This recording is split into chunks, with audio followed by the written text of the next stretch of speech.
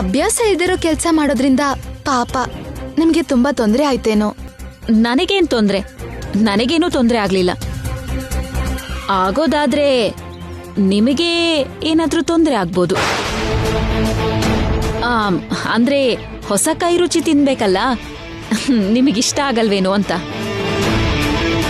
ನೀವೆಲ್ಲರೂ ಇಷ್ಟಪಟ್ಟು ಊಟ ಮಾಡೋದೊಂದೇ ನನಗ್ ಬೇಕಾಗಿರೋದು.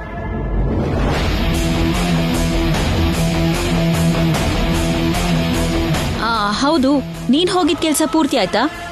ಇವತ್ತಿನ ಕೆಲ್ಸ ಮುಗೀತು ಅಕ್ಕ. ನೀವೆಲ್ಲರೂ ಊಟ ಮಾಡಿದ್ರೆ ನನ್ ಕೆಲ್ಸನೂ ಒಂದ್ ಮಟ್ಟಕ್ಕೆ ಮುಗಿಯುತ್ತೆ. ಸರಿ ಅಕ್ಕ.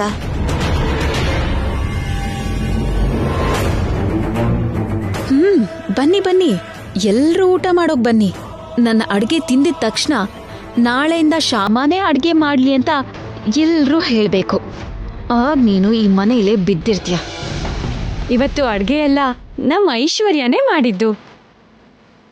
ನಾನು ಹೆಲ್ಪ್ ಮಾಡ್ತೀನಿ ಅಂದ್ರೂ ಕೂಡ ಬೇಡ ಅಂತ ಅವಳೇ ಎಲ್ಲ ಮಾಡಿದ್ಲು.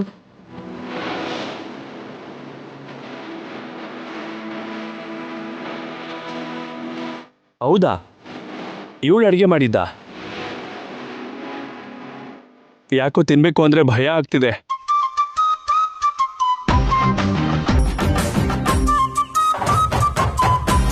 ಯಾವುದಕ್ಕೂ ಒಳ್ಳೇದು, ಆನ್ಲೈನಲ್ಲಿ ಆರ್ಡರ್ ಮಾಡ್ಕೊಳ್ಳೋಣ. ನೋಡಿ ಅತ್ತೆ, ನಿಮ್ ಮಗ ಹೇಗ್ ರೇಗಿಸ್ತಾರೆ ಅಂತ. ನನಗ್ ಅಡ್ಗೆ ಮಾಡಕ್ ಬರಲ್ಲ ಅಂತ ಹೇಗ್ ತಮಾಷೆ ಮಾಡ್ತಿದ್ದಾರೆ ಅಂತ ನೀವೇ ನೋಡಿ. ತಪ್ಪು ಅರುಣ್. ಅವಳಷ್ಟು ಪ್ರೀತಿಯಿಂದ ಅಭಿಮಾನದಿಂದ ನಮಗೋಸ್ಕರ ಅಡ್ಗೆ ಮಾಡಿ ಬಡಿಸಿದ್ರೆ ಹೀಗೆ ತಮಾಷೆ ಮಾಡೋದು ತಪ್ಪು. ತಪ್ಪೋ ಸರಿನೋ ಈಗ ಊಟ ಮಾಡ್ದಾಗ್ಲೇ ಅಲ್ವಾ ಗೊತ್ತಾಗೋದು. ಹೇ, ನಾನು ಮೊದಲು ನೀನು ಅತ್ತಿಗೆ ಅಡುಗೆ ಮಾಡಿದಾಗ ಹೀಗೆ ತಮಾಷೆ ಮಾಡ್ತಿದ್ದೆ ಕಣೋ. 2 ದಿನದಲ್ಲೇ ಅದ್ಭುತವಾಗಿ ಅಡುಗೆ ಮಾಡೋದು ಕಲ್ತ್ಬಿಟ್ಲು. ಹೌದಣ್ಣ? ಹಾಗೆ ಐಶ್ವರ್ಯ ಕೂಡ ಕಲಿತಾಳೆ. ನಮ್ಮ ಅತ್ತಿಗೆಗೂ ನನ್ನ ಹೆಂಡತಿಗೂ ತುಂಬಾ ವ್ಯತ್ಯಾಸ ಇದೆ ಅಣ್ಣ. ಏನ್ ವ್ಯತ್ಯಾಸ? ನನಗೂ ಅಕ್ಕಂಗೂ ಏನ್ ವ್ಯತ್ಯಾಸ? ಇಲ್ಲಿ ನೋಡು, ಇದೇ ವ್ಯತ್ಯಾಸ. ನಿನಗೆ ಹೀಗೆ ಸಣ್ಣ ಸಣ್ಣ ಮಾತಿಗೂ ಕೋಪ ಬರುತ್ತೆ, ನಮ್ಮ ಅತ್ತಿಗೆ ಕೋಪನೇ ಬರೋದಿಲ್ಲ. ಅದು ಕೋಪ ಅಲ್ಲ ಕಣೋ, ಹುಸಿ ಕೋಪ. ಎಲ್ರ ಮುಂದೆ ಹೆಂಡತಿನ ರೇಗಿಸ್ರೆ ಯಾವ ಹೆಂಡತಿ ಆದ್ರೂ ಹೀಗೆ ಮಾತಾಡೋದು. ಮೊದ್ಲು ನಿಮ್ ತಾಯಿ ಕೂಡ ಹೀಗೆ ಕೋಪ ಮಾಡ್ಕೊಳ್ಳೋಳು.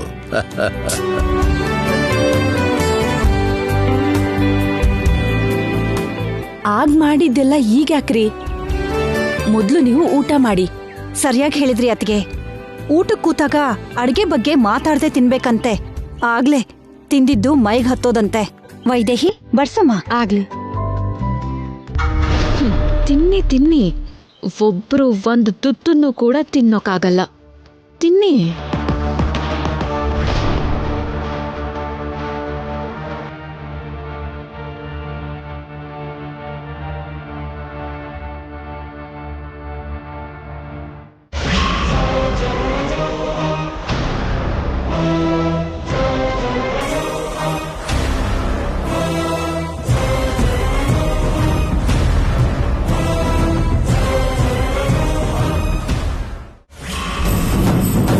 ಐಶ್ವರ್ಯ, ಏನಿದು?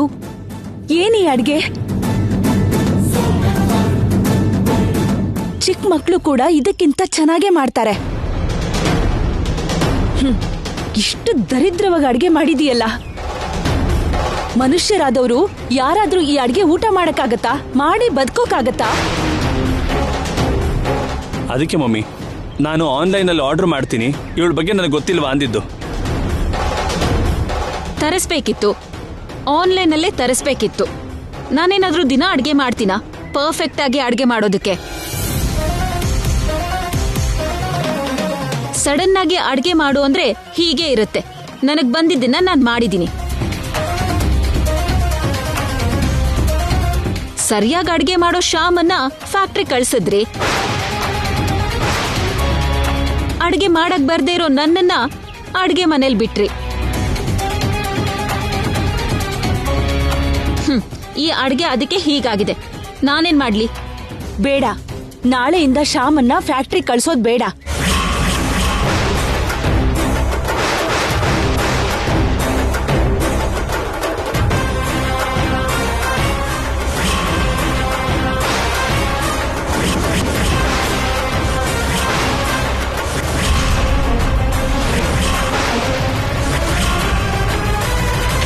ಶ್ಯಾಮ, ನಾಳೆಯಿಂದ ನೀನು ಮನೇಲೇ ಇದ್ದು ಅಡ್ಗೆ ಮಾಡು.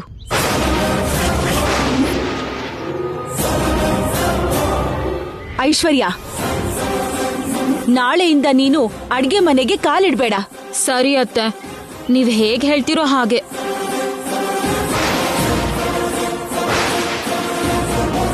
ಆಗ್ಲಿಂದ ಹೇಳ್ತಿದ್ರಲ್ಲ ಆನ್ಲೈನ್ ಅಂತ. ಆರ್ಡರ್ ಮಾಡಿ ತರಿಸ್ಕೊಳ್ಳಿ. ಈ ಅಡ್ಗೆನೆಲ್ಲ ಡಸ್ಟ್ಬಿನ್ಗೆ ಹಾಕೋಣ.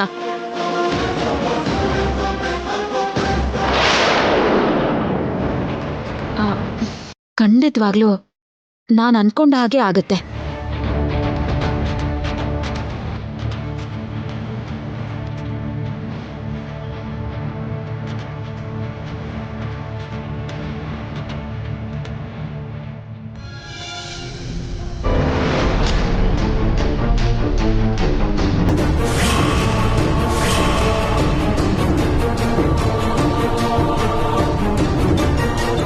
ಏನು ಎಲ್ರೂ ಹಾಗೆ ನೋಡ್ತಿದ್ದೀರಾ? ಅಡ್ಗೆ ಚೆನ್ನಾಗಿಲ್ವಾ?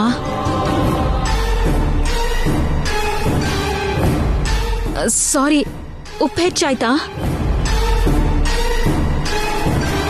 ಸಾರಿ, ಖಾರ ಹೆಚ್ಚಾಯ್ತಾ?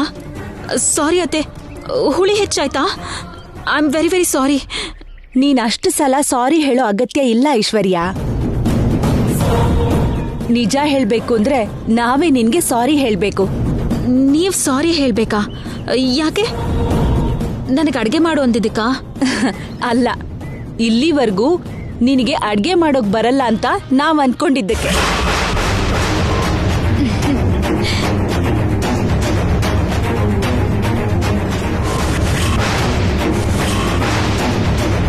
ಇಷ್ಟು ರುಚಿಯಾಗಿ ಮಾಡಿರೋ ನಿನಗೆ ಅಡ್ಗೆ ಮಾಡೋಕ್ ಬರಲ್ಲ ಅಂತ ಅನ್ಕೊಂಡಿದ್ದು ನಮ್ ತಪ್ಪಲ್ವಾ? ಅದಕ್ಕೆ ಸಾರಿ ಹೇಳ್ಬೇಕು ಅಂತಂದೆ.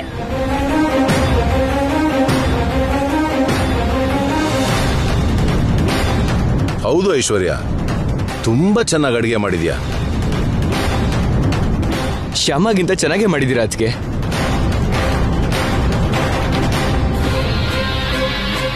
ಶ್ಯಾಮಗಿಂತ ವೈದೇಹಿಗಿಂತ ಏನೋ ಅಮ್ಮನಿಗಿಂತ ಅದ್ಭುತವಾಗಿ ಅಡಿಗೆ ಮಾಡಿದಾಳೆ.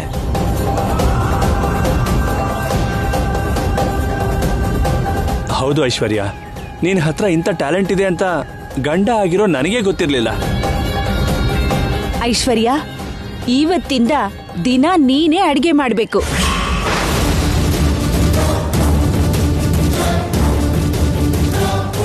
ಶ್ಯಾಮ ಮನೇಲಿದ್ರು ಕೂಡ ನೀನೇ ಅಡ್ಗೆ ಮಾಡ್ಬೇಕು. ಆಯ್ತು ಅತ್ತೆ. ಇದೇನಿದು, ನಾನು ಉಪ್ಪು ಖಾರ ಜಾಸ್ತಿ ಹಾಕಿದ್ರು ಕೂಡ ಎಲ್ರೂ ಇಷ್ಟ ಹೊಗಳ್ತಿದ್ದಾರೆ. ಏನಕ್ಕ, ಅಡ್ಗೆ ಎಲ್ಲದಕ್ಕೂ ಉಪ್ಪು ಖಾರ ಹಾಕಿದ್ರು ಕೂಡ ಇಷ್ಟು ರುಚಿಯಾಗಿದೆಯಲ್ಲ ಅನ್ಕೋತಿದ್ದೀರಾ? ನೀವ್ ಹಾಕಿದ್ನ ನಾನು ನೋಡ್ದೆ. ಅಡ್ಗೆ ಎಲ್ಲ ನಾನೇ ರೆಡಿ ಮಾಡಿದ್ದು. ಅದಕ್ಕೆ ಅಡ್ಗೆ ಇಷ್ಟು ರುಚಿಯಾಗಿರೋದು. ಅಯ್ಯೋ ನಿನ್ನ, ಇದೆಲ್ಲ ನಿನ್ ಕೆಲ್ಸನಾ?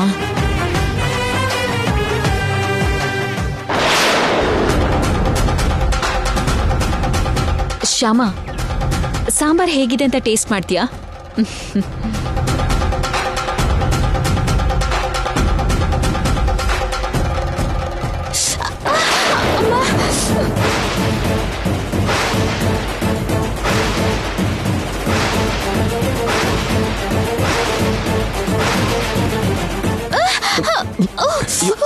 ಶ್ಯಾಮ,